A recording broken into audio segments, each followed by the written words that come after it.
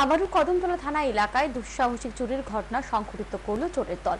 এবার চোরের দল চুরির ঘটনা সংঘটিত করে দক্ষিণ কদমতলা গ্রামের ৬ নং ওয়ার্ডে।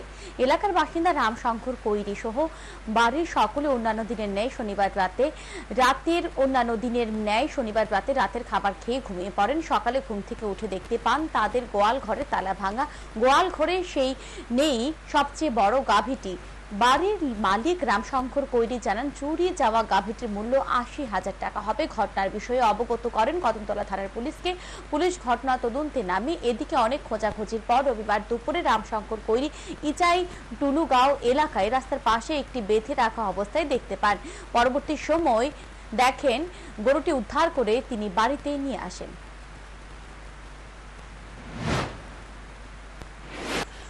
উপদ্রব প্রচন্ড বৃদ্ধি পাইছে।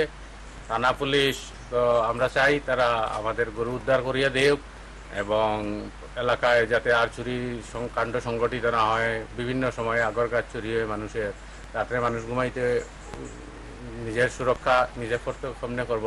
তারপরেও আমরা চাই প্রশাসন যাতে শুভ উদ্যোগ নেক এবং এই চুরি কাণ্ড অতি সত্বর বন্ধ হোক।